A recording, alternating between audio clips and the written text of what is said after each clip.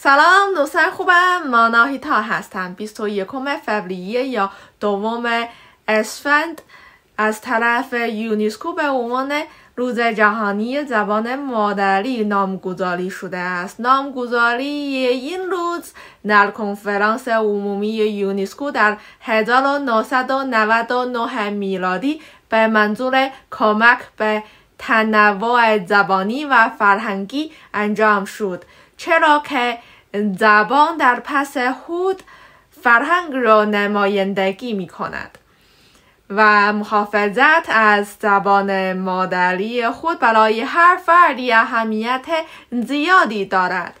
همانطور که می دانید زبان مادری من زبان چینی است. در این برنامه چند زبان پیچ چینی جالب را میخوام با شما به اشتراک بگذارم. بسیاری از دوستان خارجی میگن که زبان چینی سخت‌ترین زبان جهان است.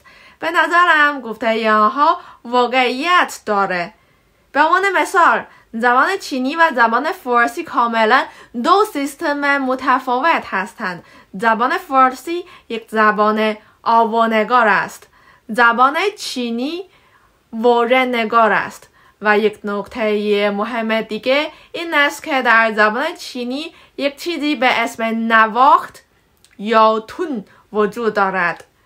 یک آوا اگر در تون مختلف بگویید معنیش کاملا فرق می کند.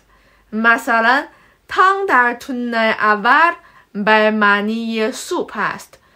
تانگ در تون دوم به معنی شکر است. تانگ در تون سوم به معنی دراز کشیده است و تانگ در تون چهارم به معنی داغ است. شاید تلفظ آنها برای شما یکسان به نظر می رسد، اما معنی آنها کاملا فرق می کند. اگر شما علاقه دارید زبان چینی رو یاد بگیرید، تمرین زبان پیچ حتما به شما کمک می کند. امروز 3 زبان پیچ چینی رو تهیه کردم که دشواری آنها به ترتیب افزایش می یابد. شما میتونید امتحان بکنید و ببینید میتونید چندمینش رو انجام بدهید. اولیه درباره عدد است. 44 10是10 14是14 40是40 متوسط哥哥弟弟坡前坐，坡上卧着一只鹅，坡下流着一条河。哥哥说宽宽的河，弟弟说白白的鹅，鹅要过河，河要渡鹅，不知是那鹅过河还是河渡鹅。萨赫塔林，打南边来了个哑巴，腰里别了个喇叭；打北边来了个喇嘛，手里提了个塔嘛，提着塔嘛的喇嘛要拿塔嘛换别着喇叭的哑巴的喇叭，别着喇叭的哑巴不愿拿喇叭换提着塔嘛的喇嘛的塔嘛，不知是别着喇叭的哑巴打了提着塔嘛的喇嘛一喇叭，还是提着塔嘛的喇嘛打了别着喇叭的哑巴一塔嘛。喇嘛回家炖塔嘛，哑巴滴滴答答吹喇叭。چطور است؟ این زبان پیچ برای شما آسان است یا سخت؟